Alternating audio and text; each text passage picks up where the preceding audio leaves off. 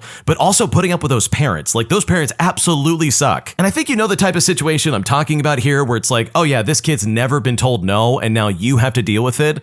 Like, that's obnoxious. I could never put up with that. So good for the original poster and their coworkers, because you are much stronger than I am, because this sounds like an absolute nightmare to deal with. My best friend is marrying a stranger that she's known for literally 3 weeks, and now I am incredibly worried and I seriously just don't know what to do. Here's what happened. Okay, so me and my best friend have been best friends for nearly 29 years. We're both 37 years old and we've been best friends since we were 8 years old. We were neighbors during childhood, so we've gone through everything together. Childhood, high school, parties, mistakes, college, young marriages, surprise pregnancies, and lots of life. We also went through divorces together. For context, her divorce was due to infidelity on her ex-husband's part, with mine being due to my ex-husband's alcoholism. And it was just a coincidence that it was within a year of each other. This led to a lot of crying together and a lot of healing together, and we re-entered the dating world around the same time. The next couple of years were full of a lot of tough lessons about relationships and partnerships and dating and love. This was stuff we spoke about constantly and had learned a lot of great important lessons. She met a boy and dated him for a year, and he wasn't the one and nobody loved him, but we let her work through it. Definitely had some serious conversations, but trusted her to make the right choice for herself. She does finally break up with him and is in a very peaceful place. And within a week, she goes on a first date with a new guy, which is a setup through mutual friends. She felt like it was too soon, but also wanted to just get back out there. Well, they've been dating for maybe 5 weeks, and they're now engaged to be married in the summer. In total, they will have been together approximately 3 months before they're fully married. I've only met him once. He does seem by all accounts to be a good man, but this just feels insanely fast and insanely irresponsible. They both have 2 children, each from their prior marriages, ranging in ages from 9 to 14. I genuinely don't understand what the rush is. The only context I can provide is that they both leaned heavily into their Christian faith post-divorce, and I think that maybe accelerated the timeline for different reasons. If you ask them why they're moving by so fast, they will just say that they're in love. So how do I strike a balance between honesty and tough love and support from my best friend? Like seriously, what do I say? Because right now I don't know what to do. Dude, this is crazy. Like you're completely right first off, because this is way too fast. And don't get me wrong, sometimes this is like a match made in heaven and like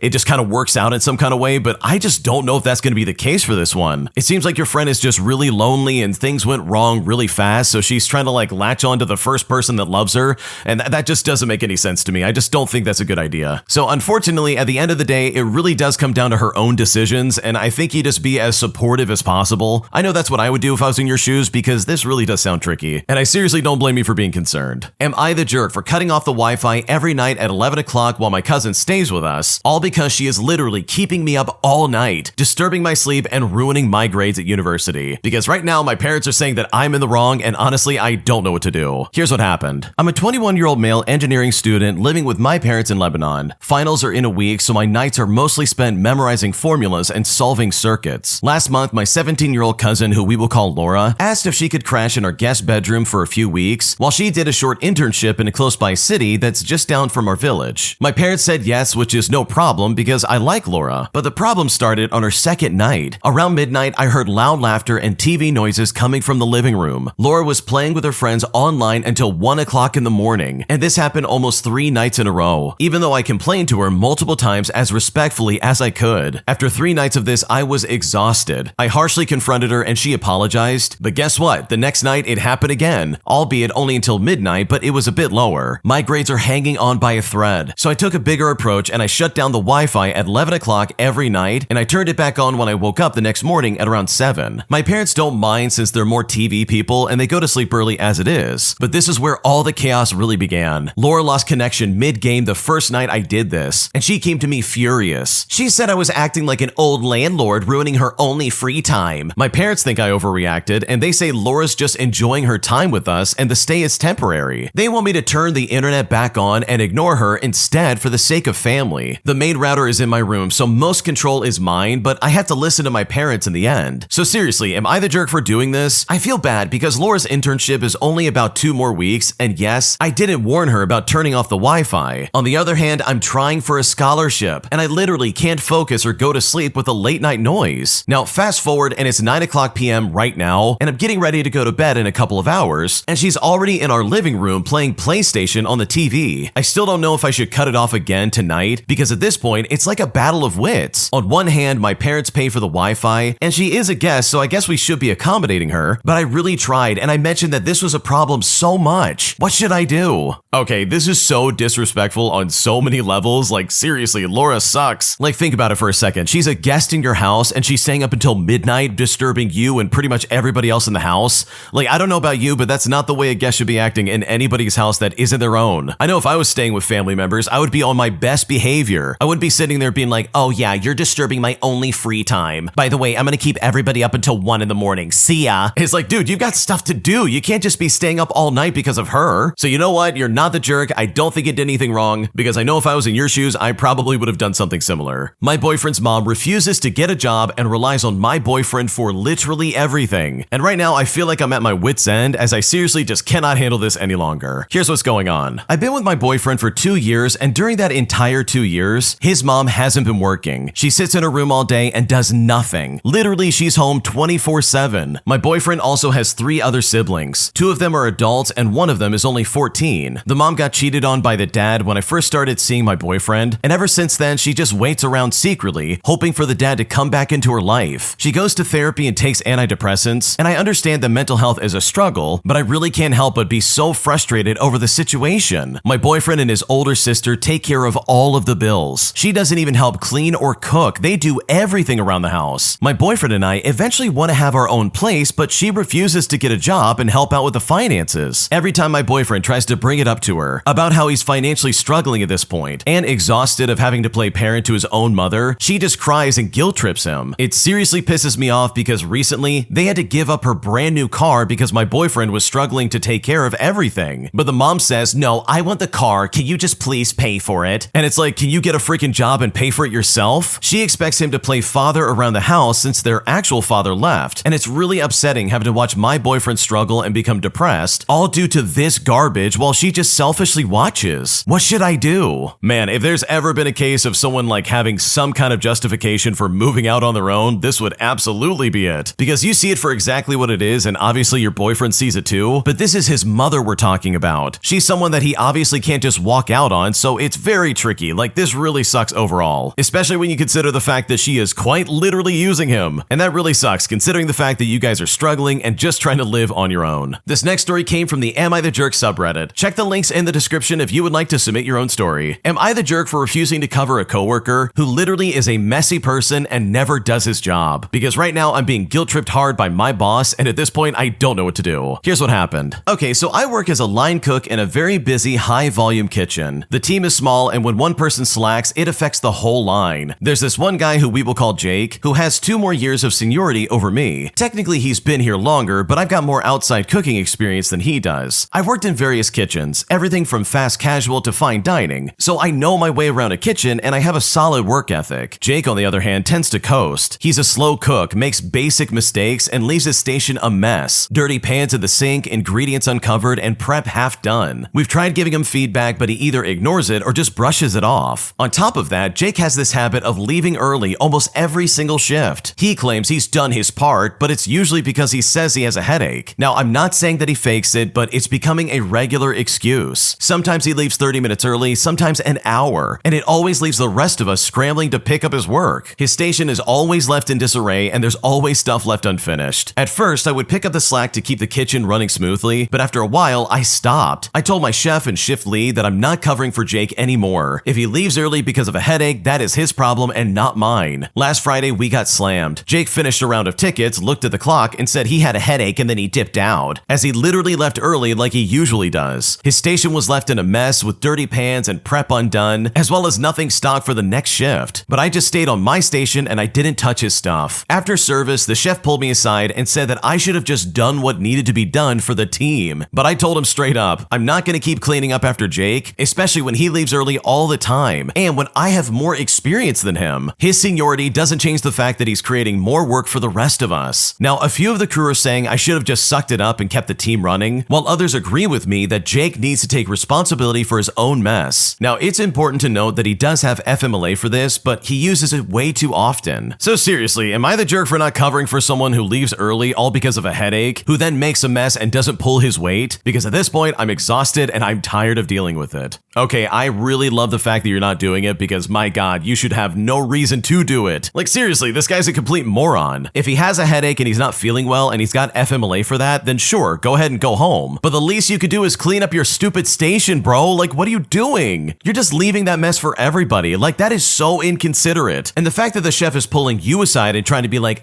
you should have been a team player, completely shows that he doesn't actually care about the stuff being dirty or that Jake's leaving it behind, but instead is trying to like boss you around in some kind of way. But it's like, dude, you're not the one that messed up the place. Instead, the chef should be going to Jake and being like, hey man, like clean up your crap. Be a team player for once. Like, come on, you're gonna leave early, sure, but like clean clean up at least. I don't know, this just seems really backwards to me. Like, what is the chef doing? How could anybody be on Jake's side in this situation? So no, you're definitely not the jerk, because I know for a fact if that was me, I would be incredibly pissed off. Am I the jerk for declining a late invitation to a wedding after I literally was only thought of after other people couldn't show up? Because right now I'm worried that I might have ruined some relationships at my job, and I'm now honestly not sure what to do moving forward. Here's what's going on. Okay, so my coworker, who is also my boss's son, is getting married in July. Months ago, at around October or November, several of my other coworkers already got hand-delivered invitations to the wedding. During this initial period, I was admittedly a little hurt not to be included, though I tried to remain professional and keep it to myself. It really stung, especially hearing those included chatter about wedding talk openly around the office in front of me, knowing that I wasn't included. Well, today I got an invitation. I was extremely surprised and a little confused since I thought I wasn't invited. I did initially stutter a little, and I asked something like, "Oh, well, why now?" Because I was completely caught off guard. And he, also kind of clumsily, explained that they invited close friends and family first, and they had to see who couldn't come before they invited others. It was an awkward interaction. I didn't even know sending out invites in stages was a thing that people did. I mean, I thought they all went out at the exact same time. In a moment of deliberation, I, in a way I felt was gracious, kindly and softly declined the invitation. I thanked him for thinking of me and told him I appreciated the invite, but regretted that I would not be able to make it. I then handed back the invitation because I truly was not sure what to do with it, and that was that. Now, my internal thought process was that I've always been taught not to accept a late invitation, because why attend a party or gathering you were only invited to as an afterthought? Also, he specifically told me I got an invitation because someone else couldn't make it. I also felt a little humiliated in the moment, because not only was I a second string invite, but my coworkers who were invited months ago would know that I'm a second string. As a result of this, everyone is now acting a little cold towards me, including my boss, and I'm wondering if I'm the jerk here. I think I might be the jerk because I handed the invitation back and that felt really awkward, and because it might seem like my decline was coming from a place of resentment and bitterness about not being included in the first wave. I can see how it might be interpreted that way, though I think it was coming from a place of trying to protect my own self-worth. So seriously, am I the jerk here? Because right now I'm honestly at a loss. Okay, honestly, I don't think you're the jerk at all, because this really is the way I would react as well. I'm a big believer of the idea that if I'm not invited, then I'm not gonna show up. Especially if I'm invited late to something. Like, are you kidding me right now? And this situation is no different. So no, I'm gonna make a firm stance and say you're not the jerk here. Maybe the whole like handing back the invitation part was just a little bit too awkward for them, and that's why they're being cold to you. But I think the message is still the same. If they wanted you to be there, then they should have invited you in the first place. My entitled mom demands that I no longer see my boyfriend until he loses a significant amount of weight. She even says that he needs to report in how much he's losing in order for us to even be allowed to see each other. But now I'm honestly so frustrated that I seriously don't know what to do. Here's what happened. I'm a 25-year-old female, and I've been dating my boyfriend for close to 5 years now. And since the first time my mom met him, she simply just didn't like him. The reason was because he's on the plump side, meaning that he's overweight, and he's just a really chill guy. The first time they met, she asked him about his hobbies, and he replied casually about how he likes to eat, which is something he really does, and he likes to cook too. I was still in school then, but all expenses were paid on my own. Since then, she would barge into my room at random hours, scolding, shouting, and forcing me to break up. But I refused to budge, and had always tried to reason out with her. That is, until she came up with an ultimatum. She said he needs to lose about 15 kilograms in a year, or we would have to break up. And during this time, we can't see each other. My boyfriend and I tried to even negotiate the terms, but no means no. She said we would have to abide by the rules, as this proves his sincerity to me, and then once he reaches the goal, she will finally shut up. During this period, I had frequent quarrels started by her, really affecting my mental health. I told her I was not doing well mentally, and she said that I was faking it. And while I didn't really agree, I had no choice. We still met just secretly, but my boyfriend was still working to lose the weight. We would also have to report the weight loss progress to her, and she would sometimes say that his progress is so slow, and that if she were him, she would lose it off as quickly as possible. Fast forward to today, and he lost the weight, but she still criticizes me, calls me horrible names, talks about me behind my back, and about my relationship. I'm going to family counseling, but it isn't helping that much, because mom thinks that she is in the right, and that she feels I was going down the wrong path, and she couldn't just sit by and watch me suffer. After expressing my dissatisfaction with this, she said she's only saying the truth, so why am I so upset? And with that, I'm kind of low contact with her, but my dad has been saying that this isn't how a daughter should be with her mother, trying somehow to get us to reconcile. But I've lost respect for her and a desire to reconnect. Any attempt at conversation situation may result in her screaming and wailing until the wee hours of the night, crying and saying that I've bullied and mistreated her, and all this other garbage. So right now I'm not talking to her, but please, if there's something that I did wrong or if there's some way I can improve this, I would love to hear what that is because honestly, right now, I don't know what to do. Oh my gosh, your mom's crazy. Seriously, who in their right mind would be like, okay, 25-year-old daughter, you can't see your boyfriend who's also like, what, 29? All because he's overweight. And the fact that she set up this stipulation of him losing like, what, 15 kilograms a year, just so you two can be together, like that is crazy in my opinion. And I'm really shocked that you even agreed to that in the first place, because this is not a normal request. It is incredibly intrusive and just cruel. Because you know what? So what if he's a little overweight and he likes to eat? He clearly likes to cook. Like there's nothing wrong with that. So for your mom to say the things that she did, that is so uncalled for, and I really hope you're able to move out sooner than later, because I could not imagine living with someone as unhinged as the person you're describing. If you like Am I the Jerk, you're probably going to love Am I the Genius. Check it out, link down below in the description. Also, go to amithejerk.com/submit if you would like to submit your own stories. My family absolutely despises my boyfriend, despite the fact that he checks every box I could possibly ask for in having a good relationship. And now I feel like I'm going crazy as they are constantly hounding me about this, leaving me in a really tough spot because right now I don't know what to do. Here's what happened. Okay, to give a bit of backstory, my boyfriend and I have been together for a little over 6 years. We are both in our mid-20s and we have a cute little apartment, a dog, and both have stable jobs. It has not always been that way, as we have both navigated a lot of changes within ourselves, as well as job loss, sickness, etc. So basically, your 20s can be really hard. Due to all of this, we just decided to take some time before getting married and settling down. Both of us are content with the decision, as we feel that we are super happy with the dynamic right now, and just aren't ready for kids or the whole song and dance. Anyways, my parents have always liked him. Well, that is, up until about a year ago, during a family beach trip, when they suddenly decided he was too quiet and that his jokes are offensive, and that according to them, he will never commit to me, all amongst a ton of other things they've said. I mean, they were horrible to him. They ignored him, my dad was super rude and standoffish, and I ended up having to pry everything out of them rather than them just being upfront. I noticed that all of the problems sort of manifested once my sister started bringing her more loud, outgoing man into the picture. Things with my family have been super tense ever since then, and I backed up a ton as I felt their behavior was awful. My dad is simply awful to him, and it's always my boyfriend's fault. My sister hopped on board, and they all had this big intervention with me, trying to tell me that I deserve better. They dove very heavily into my boyfriend's family, they analyzed his parents and their relationship, etc. My sister also likes to send me TikToks and things like, oh, you deserve better, as somewhat of a dig. My mom is somewhat of a narcissist, as she never apologizes or anything, and she's always the victim. So it's like no matter what I say, I wronged her by taking a step back and cutting a lot of contact for my own mental well-being. But here's the kicker, I'm extremely happy. My boyfriend and I have a great relationship. We have never had any reason to believe that one of us was treating the other poorly in any way, and he is incredible with me. He listens, he provides advice and support, cheers me on in my goals, among so much more. And I have no fear that we will have a long future together. But my family cannot seem to grasp any of it and refuse to believe me. I just don't understand. We have the type of relationship where we jokingly pick on each other, and it has always been that way. But they truly believe that it's awful in nature. I also don't understand why it's their business to be involved in any timeline on marriage or kids. My friends love him and his family is amazing. I just have this constant shadow because my family is so against the relationship. They claim that they're not up my butt, but they analyze everything that he does. And I'm honestly not so sure where to go. Has anyone ever dealt with this before? What was your ticket to get them off your back? Because right now I don't know what to do. Okay, in my opinion, this is so toxic because my God, these people are all over you about this relationship as if they've got any skin in the game. And it sounds like they don't like him because this guy is just quieter than the obnoxious boyfriend that your sister has. It's like, dude, what are you talking about? People are allowed to be quiet and introverted. That doesn't mean they're a bad person, like come on. So truly, I don't blame you for cutting contact with them, and hopefully this gets better over time, because clearly you know that you have a good relationship with your boyfriend. And the fact that your family doesn't see that is honestly on them, and that is nothing that has to do with either of you. Am I the jerk for telling my husband that I don't want his mom coming with us on our vacation? Because despite the fact that I told him well in advance that I don't want this, he decided to ignore me and invite her anyways. And at this point, I'm worried that our vacation is practically ruined. Here's what happened. Okay, for a bit of background, last year my mother-in-law was having financial struggles and was going to be let go from her job. Her two daughters didn't offer to help out, but my husband, being the kind man that he is, and with my okay, told told her that she could always move out to the West Coast where we live. So she agreed, and she brought her 4 dogs and a bunch of her stuff and crammed it into our tiny 2-bedroom house. So in this house, there were 3 adults, 6 dogs, and a 6-year-old, and we're expecting a baby in the fall. As of a few months ago, my sister-in-law wants to move out here, and we explained that they should find their own place. We've looked at selling, but the markets are in no place for that. But if it was just my husband and our kid, we would make it work, and when the baby's old enough, they can share a room until we can sell this house. We were planning to go on one last vacation before the baby comes, and I made it clear that I wanted it to just be the 3 of us. My husband said it would be rude to not invite her, and so he invited her anyways. I was hoping because of her dog she wouldn't go, but now she's making us talk to our neighbors, who we are friendly with, about watching her dogs, with her saying that she will also pay to make that happen. Well, I was mad, and pregnancy hormones make it hard to hide my frustration. My husband told me I'm acting like a brat because if it was my mom, I would do the same thing, but I told him I wouldn't because my mom would understand, whereas his mom just simply wouldn't understand. She believes that he can do no wrong, and she believes that she's entitled. I mean, this is the same person who got angry when we went on a trip that we planned before she moved here and didn't invite her. We can't even have discussions with her because she instantly gets defensive. I really just wanted a trip away from her with my little family before this baby comes, and I'm apparently the bad guy and being selfish. He told me that I could be the bad guy and tell her that I don't want her to go, but I already told him this before he invited her, and it's not my mom. I'm not the one with boundary issues. So am I the jerk for telling him to tell her that we don't want her to come? Because right now I seriously don't know what to do. No, you're not the jerk at all because this really was laid out well before he even began to talk to her. Like, he knew what you wanted and he still ignored it and said, "You can come along, mom, don't worry about it." So for him to be like,